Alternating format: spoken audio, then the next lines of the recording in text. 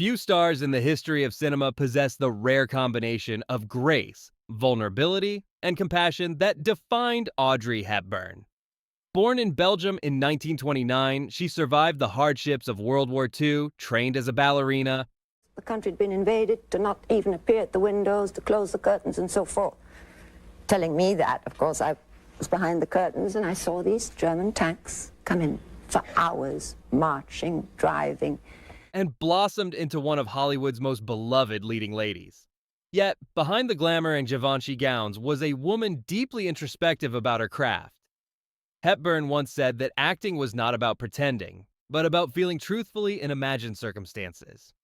By the time of her passing in 1993, she had already become a legend, not only for films like Breakfast at Tiffany's and Roman Holiday, And enabled me to work with some of the greatest talents this industry has ever known.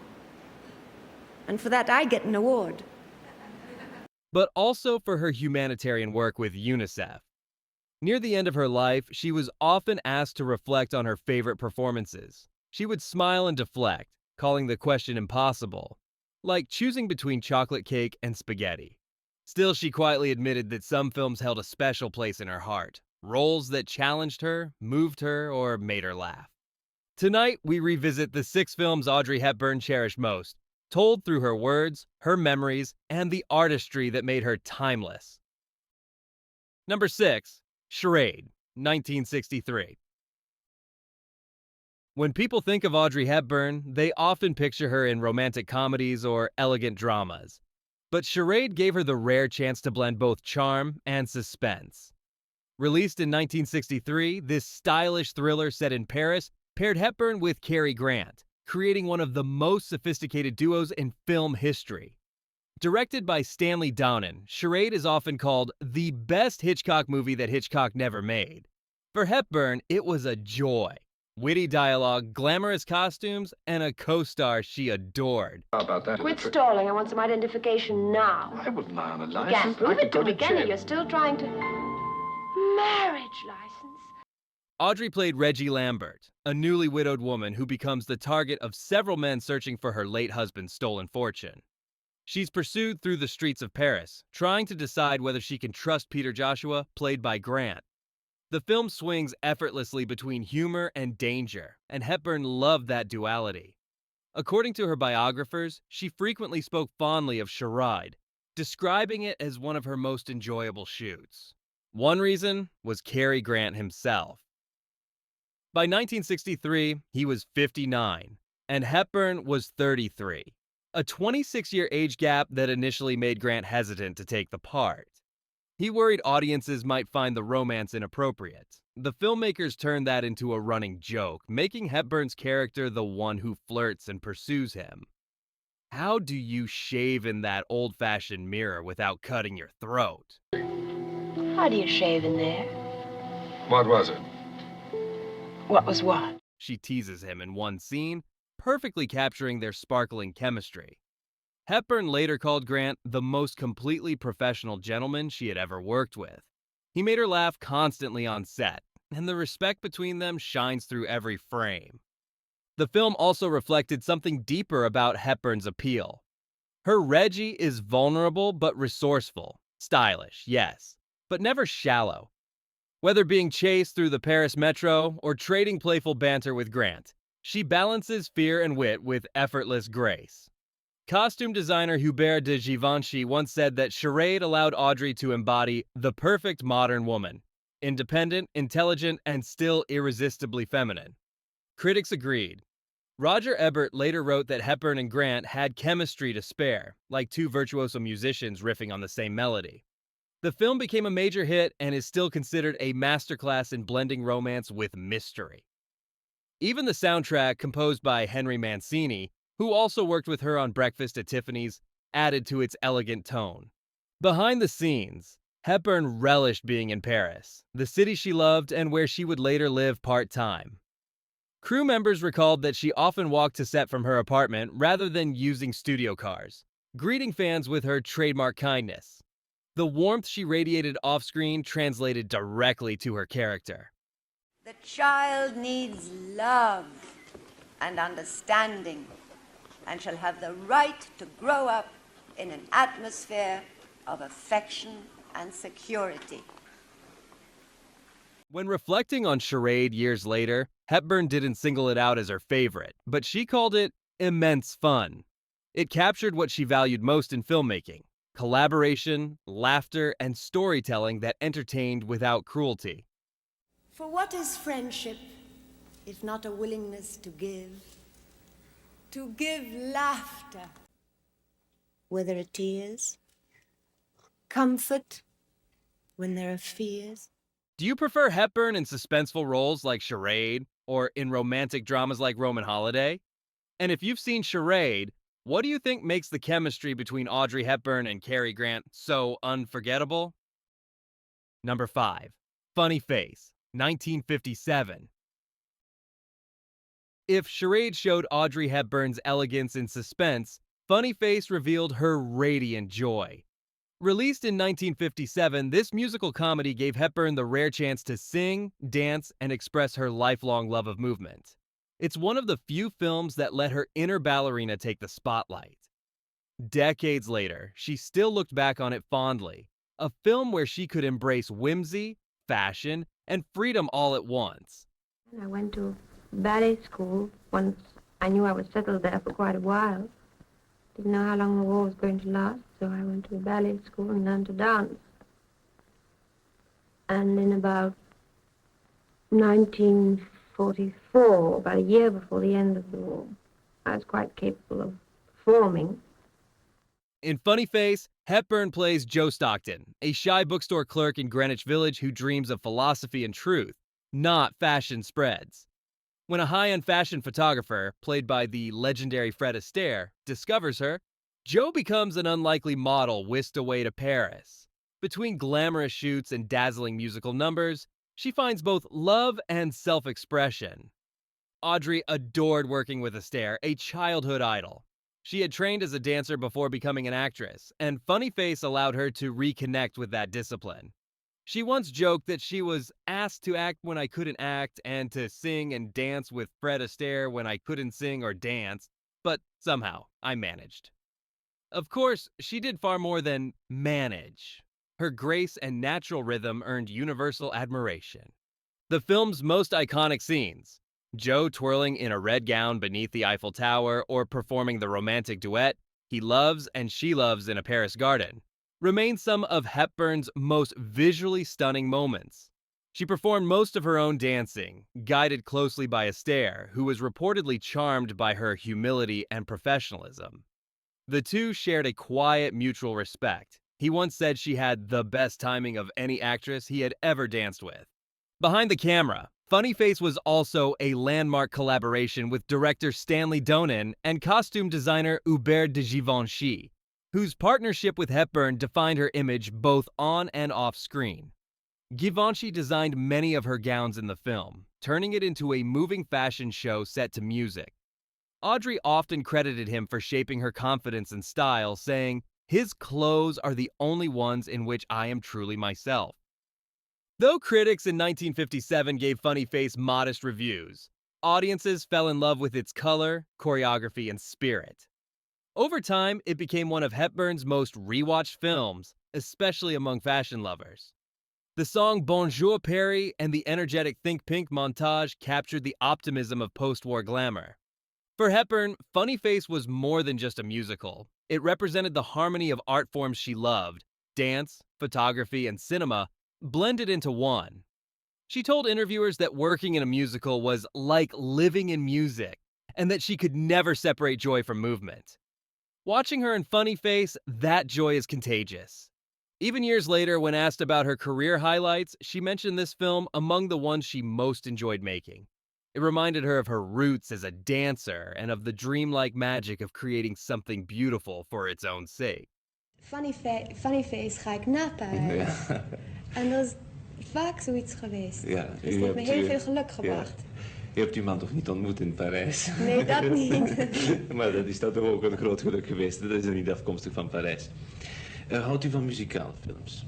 Ja, heel veel. Ja? Want het is heerlijk om te werken met muziek als maar om je heen. Wat men eigenlijk doet. Do you think Audrey Hepburn's background in dance gave her a unique screen presence? Which funny face number, from He Loves and She Loves to the high fashion runway montage, captures her spirit best? Number 4. Roman Holiday, 1953. If there's one film that captured Audrey Hepburn's natural charm and innocence, it's Roman Holiday. Long before she became a global fashion icon, this 1953 romantic comedy introduced her to the world and earned her the Academy Award for Best Actress in her very first major film role. Ladies and gentlemen, in New York City, Miss Audrey Hepburn in Roman Holiday.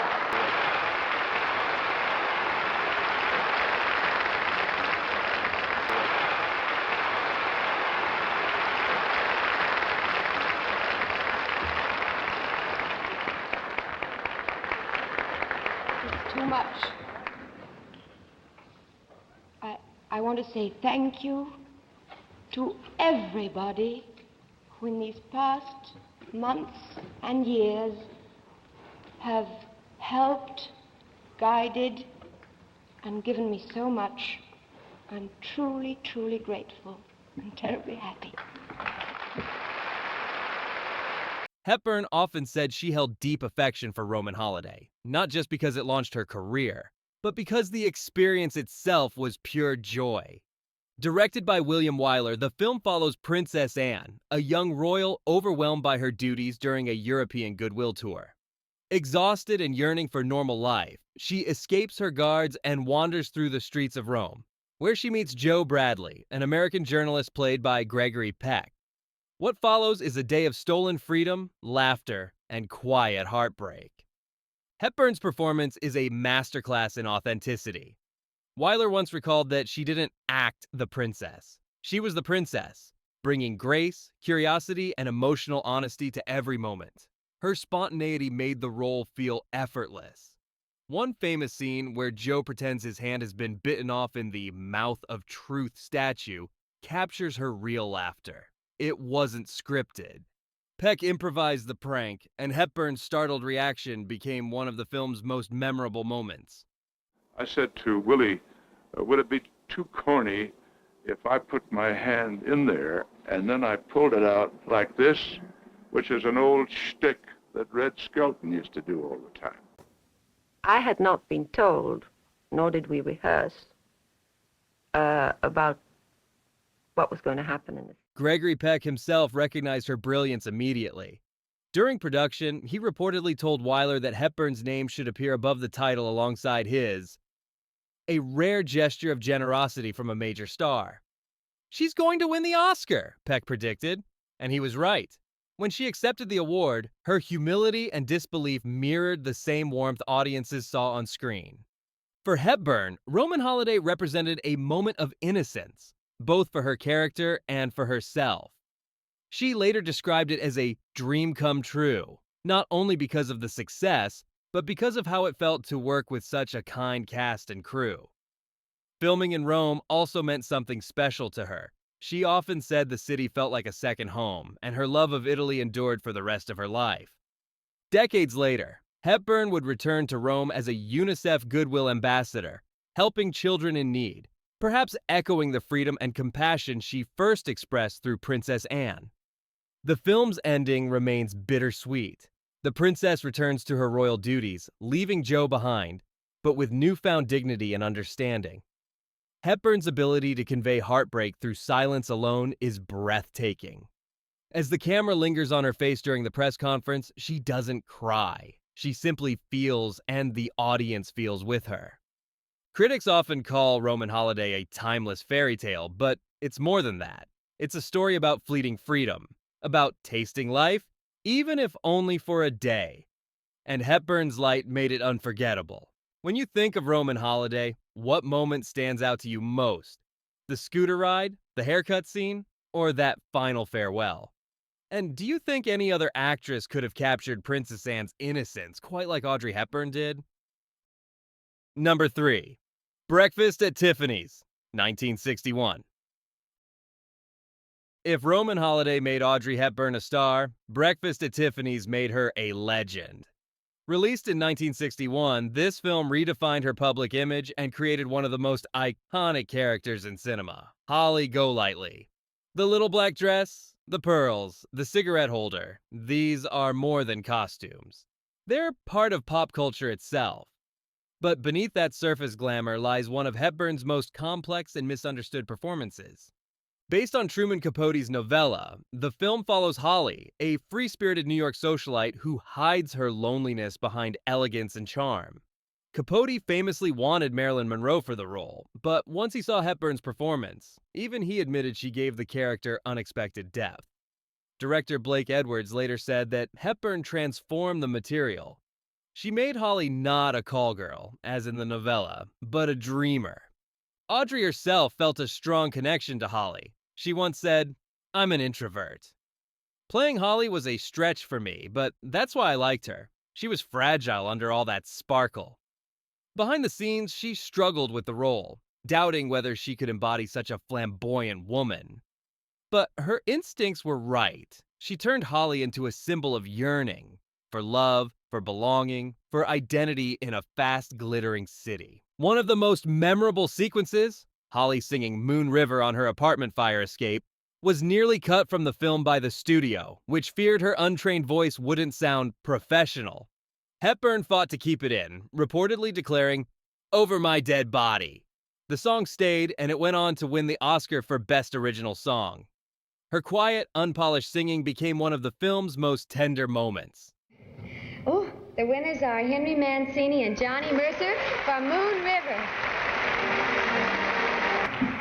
I've said my bit. Go ahead. I'd like to say that I'm very proud that you like our song. I'd like to thank you, Audrey, thank you, Andy, and martinis for everybody. Thank you. Cinematographer Franz Planner and costume designer Hubert de Givenchy helped craft the film's timeless aesthetic. Givenchy's black dress and Planner's soft lighting turned Hepburn into an emblem of grace, poised yet vulnerable. She later said that working with Givenchy again on this film was like coming home, describing him as her best friend and protector. Despite its charm, Breakfast at Tiffany's is not without controversy, particularly the outdated and offensive caricature of Mr. Yunyoshi, played by Mickey Rooney. Hepburn herself reportedly expressed regret about that aspect later in life, saying she wished the character had been portrayed differently. Still, her performance as Holly Golightly remains magnetic because she gives the role emotional grounding. Beneath the party scenes and witty one-liners, there's a moment when Holly breaks down, clutching her cat in the rain. A scene that encapsulates everything Hepburn stood for: beauty, fragility, and emotional truth. Critics were divided at the time, but audiences adored her. Roger Ebert later wrote that Hepburn made vulnerability chic, that her Holly Golightly is not a fantasy, but a portrait of loneliness disguised as glamour. For Audrey, the film was more than just a career highlight. It was personal. She said it reminded her to keep dreaming even when life feels unkind. The elegance, the humor, the melancholy, all came together to define what people still mean when they say Audrey Hepburn. When you think of Holly Golightly, do you see her as a symbol of independence or loneliness? What does Moon River mean to you now? A love song or a goodbye? Number 2, My Fair Lady, 1964. By the time My Fair Lady premiered in 1964, Audrey Hepburn was already an international superstar. But this role, as Eliza Doolittle, pushed her into an entirely different realm of artistry. Adapted from George Bernard Shaw's Pygmalion, the story follows Eliza, a poor Cockney flower girl who's transformed into a refined lady by the arrogant phonetics professor Henry Higgins, played by Rex Harrison. When asked in a 1991 interview to name her favorite film, Audrey playfully compared the question to choosing between chocolate cake and spaghetti. But after a moment's thought, she smiled and said that if she had to choose, it might be My Fair Lady. Because, as she explained, I loved working with music. Music is the greatest helper in the world in all situations. That small admission gives us a glimpse into her heart. Even though she wasn't a trained singer, she cherished the rhythm and joy that music brought to filmmaking. Hepburn's love for music dated back to her early years studying ballet. To her, movement and sound were inseparable forms of emotion. In My Fair Lady, that connection is visible in every scene, from Eliza's rough, exuberant laughter in Wouldn't It Be Loverly to the restrained dignity of I Could Have Danced All Night. Even though most of her singing was dubbed by the professional vocalist Marni Nixon, Hepburn poured her soul into the performances. She later confessed that she initially felt hurt by the dubbing decision, especially since she had rehearsed and recorded all her own songs. But with time, she came to accept it gracefully, saying that what mattered most was that the film turned out beautifully. Behind the scenes, production wasn't always smooth. Director George Cukor, known for his perfectionism, demanded exact timing and elegance in every frame. Hepburn was sometimes exhausted from long rehearsals, yet she never lost her warmth on set. Crew members remembered her offering snacks and laughter between takes, a small reflection of the kindness that defined her off-screen. The film's grandeur was undeniable. Lavish costumes designed by Cecil Beaton, opulent sets depicting Edwardian London, and a sweeping score by Frederick Loewe combined to create a cinematic event. My Fair Lady went on to win 8 Academy Awards, including Best Picture, though Hepburn herself wasn't nominated, a decision many critics called an injustice. Still, she never expressed bitterness. Instead, she celebrated the film's success and called it a joy to make. Mr. George Cukor.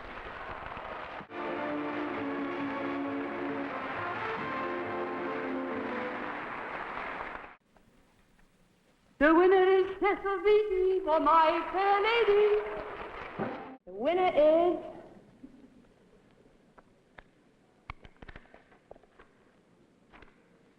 Rex Harrison.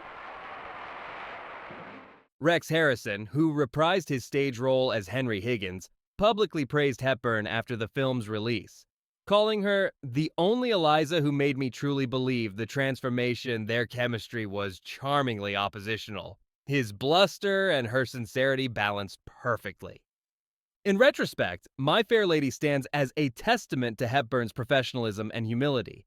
She navigated immense pressure, stepping into a role originally defined by Broadway legend Julie Andrews, and still made it her own. Whether delivering comic moments like Move Your Bloomin' Arse or standing in elegant defiance before Higgins, Hepburn proved she could embody both grit and grace. For fans, the film is pure enchantment, a visual symphony of style and storytelling. For Audrey, it was a personal triumph, a chance to merge her love of music, movement, and performance into one unforgettable experience. How do you feel about Hepburn's performance in My Fair Lady? Do you think her voice should have been kept in the final cut? And which version of Eliza do you prefer? The rough-edged flower girl or the refined lady she becomes? Number 1. The Nun's Story, 1959. When asked which of her films meant the most to her, Audrey Hepburn didn't hesitate. The Nun's Story was her favorite. Released in 1959 and directed by Fred Zinnemann, this quiet, deeply introspective film stands apart from her lighter romantic work. It's a story not about glamour or romance, but about faith, doubt, and self-discovery, themes that mirrored Hepburn's own gentle nature. In the film, Hepburn plays Sister Luke, Gabrielle Vandermaal, a young Belgian woman who joins a convent with pure intentions of serving God, but finds herself in constant conflict between spiritual obedience and her independent spirit. The story, based on a true account, follows her journey from the convent to the Belgian Congo, where her compassion as a nurse begins to challenge the rigid rules of her order. According to multiple biographies, Hepburn identified deeply with Gabrielle's inner struggle. She had grown up during World War II in Nazi-occupied Holland, witnessing suffering firsthand. That experience gave her an acute sense of empathy, and playing Sister Luke allowed her to express that humanity on screen. She once confided to a friend that she felt a strange kinship with Gabrielle, a woman who wanted to do good, yet wrestled with doubt. To prepare for the role, Hepburn trained extensively with real nuns and medical staff. She learned the rituals of convent life, studied hospital procedures, and even met Marie-Louise Habet, the real nurse whose story inspired the film. The two women formed a lifelong friendship. Habet reportedly said that Hepburn's portrayal was so accurate that watching the film felt like reliving her own experiences. Critics and audiences alike were astonished by Hepburn's performance. Gone were the witty smiles and glittering gowns. Instead, she delivered a restrained spiritual intensity rarely seen in Hollywood actresses of the time. Director Fred Zinnemann later said, "Audrey didn't just play the part, and she lived it." The film was both a critical and commercial success. It earned 8 Academy Award nominations, including Best Actress for Hepburn. Though she didn't win, many critics consider it one of her finest performances. Decades later, reviewers still praise the film for its quiet courage, its refusal to offer easy answers about faith and identity. Behind the scenes, the nun's story had a profound emotional effect on Hepburn. Those close to her noticed she became quieter and more introspective after filming. The discipline and silence required by the role seemed to echo in her life. Years later, when she devoted herself to humanitarian work with UNICEF, friends saw the same spirit of selfless service that had defined Sister Luke. The final scene of the nun's story, when Sister Luke walks through the convent gates, leaving the order, remains one of the most powerful moments of Hepburn's career.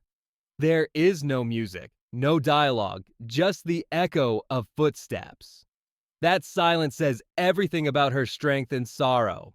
It's a moment of both loss and liberation, a perfect metaphor for Hepburn herself, graceful, thoughtful, and quietly resilient. For Audrey Hepburn, the nun's story wasn't simply another movie, it was a spiritual journey.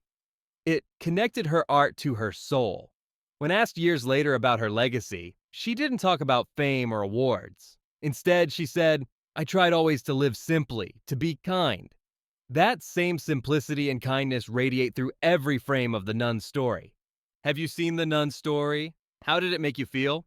Did you see reflections of Audrey's real personality within Sister Luke's silent strength? As we look back on Audrey Hepburn's life through the lens of her favorite films, one thing becomes beautifully clear. Her choices reveal not a celebrity chasing glamour, but an artist searching for meaning. Each of these movies, The Nun's Story, My Fair Lady, Breakfast at Tiffany's, Roman Holiday, Funny Face, and Charade, reflects a different side of her heart. They show a woman who valued truth over fame, sincerity over spectacle, and connection over applause. In The Nun's Story, she explored faith and sacrifice. In My Fair Lady, she celebrated transformation and the joy of music. Breakfast at Tiffany's captured her complexity. Elegant yet fragile, radiant yet real. Roman Holiday introduced the world to her luminous charm, while Funny Face let her dance, laugh, and embrace pure creativity. And in Charade, she proved that even in thrillers, kindness and intelligence could steal every scene. Off-screen, Audrey carried the same grace that defined her characters.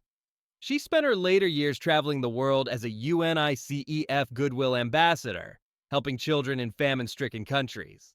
When asked what drove her, she said simply, "I was born with an enormous need for affection, and a terrible need to give it."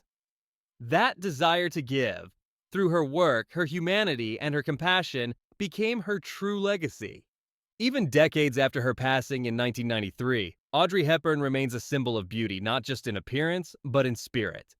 Her favorite films remind us that art can be elegant without arrogance, emotional without excess. She once said, "The best thing to hold on to in life is each other." And perhaps that's the essence of her work. The belief that kindness in the end is the most lasting form of beauty.